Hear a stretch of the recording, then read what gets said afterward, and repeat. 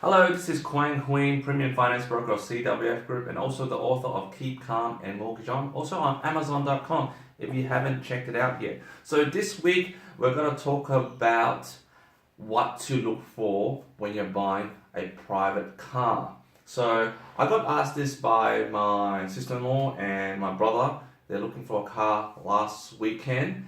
They happen to have purchased a car, but it came up with a question, hey Quang, what do I look out for when I'm buying a private car, say on Gumtree, on sort of like, carsales.com, or even on eBay. So what are the things that we should look out for? So there are three things that we should look out for when you're buying a private car. So the three things when buying a private car are, number one, the logbook. Always ask for the logbook. Okay? Number two, check whether the car has finance. So is the car financed? And is it cleared? Okay? And number three, most importantly, is the price. And is the price that the private seller is selling to you reasonable? So that's something that you got to check. So the first thing that you need to check about is the logbook. So when you go see an ad on Facebook, car sales or private car sales, some sort of private Facebook group that are selling cars, and they're always saying, this is the car, here's the picture, a negotiable, come speak to me. But they never mention about their logbook, when was their last maintenance. So the first thing you got to do is when you call them is go, do you have a logbook? And usually one or two things they will answer is, I don't do, I do maintenance, but I don't have a logbook. Okay, so that's one thing that is a red flag. Number two is they do have a logbook, but it's lost. So primarily when I go and inspect the car, when you go inspect the car, everything's all good and fine, you go, can I have a look at the logbook? Now, if they don't have one, that's a lot of red flags, okay? And that's when you need to take the car to a private mechanic to get it all checked out. You can do a basic check or maybe do a more comprehensive check. Now, these two checks, usually you have to pay for it, unless the private seller is willing to pay for it, but 9 out of 10 times, they won't pay for it. So, what to look out for when you're looking at their logbook? Okay, there's two things. Even though they have a logbook, it doesn't mean it's legit. I've seen a lot of cases where the logbook is fraudulent. Okay, so things about oil services, mileage, all these things that's changed. There can be fake logbooks out there. Like it can be. So how do you spot a fake logbook? Where it's usually a logbook is like a small little notepad that shows when was it serviced. So it's just written down, okay, and mentions some sort of company or mechanic has done it. Ask for the receipts, okay? And even though if you ask for the receipts, sometimes the receipts can be fake. So it doesn't hurt if you go, well, can I call this mechanic to confirm that you had this checked? I know that's going a bit too far, but it saves you time, especially if you don't want to pay for the mechanic to check the car, to do that. Or you can pay the mechanic to do the car. So number one thing, logbook and how they answer it. If they're uncertain or most of 8 out of 10 times not sure, most of the times they haven't got it regularly serviced. So you either buy it on the fact that you are well knowledge on the car, you had it checked by the mechanic, or you're happy to take the risk. Number two, is it financed? Is it financed? So some cars, they're financed.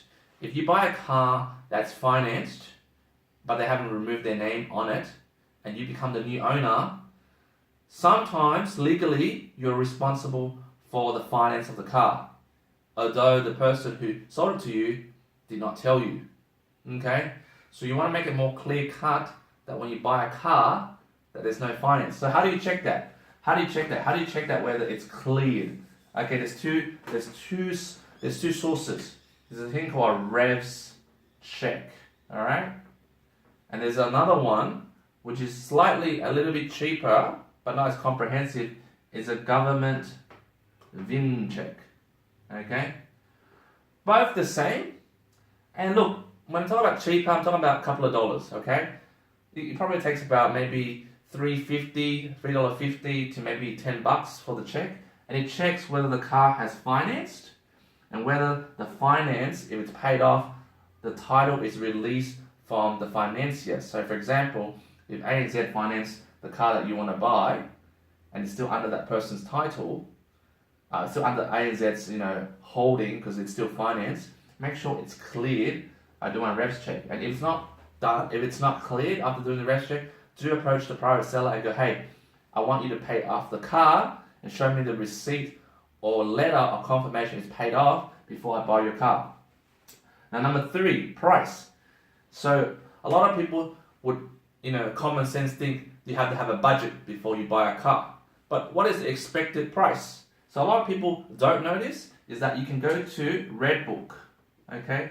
Redbook is sort of like, the RP data of a property, where you go check whether the price sold is reasonable. So the 2 things you'll notice is there's a private price and a dealer trading price. Okay? You'll notice the private price is slightly higher, whilst the dealer trading price is slightly lower. What this means is if you're buying privately and if the price is between 8 to 10 grand, expect that on a private level, when you put in the details of the car in Redbook, for example, it's a Toyota, it's 2012, it's done 50 kilometers of mileage. What is the expected price? 8 to 10k. If they're quoting you, 12k, they're basically putting up the price. And if the car has no special modifications done to it, you're paying overpriced. And you've got to negotiate down.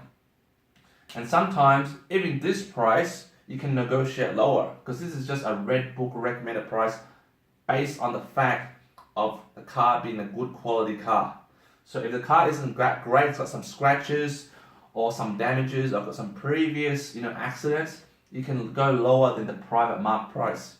But never pay dealer trading price, because dealer trading price is when you go to the dealer and trading your car. And obviously we all know dealers, they always undercut you because they know that you're got no time, you just want to swap the car and buy a new car. Okay, so in summary, if you're going to buy a private car, 3 things. Get the logbook, see how the person responds when you ask for the logbook. Okay, see whether it's financed or unencumbered. Unencumbered means there's no loan.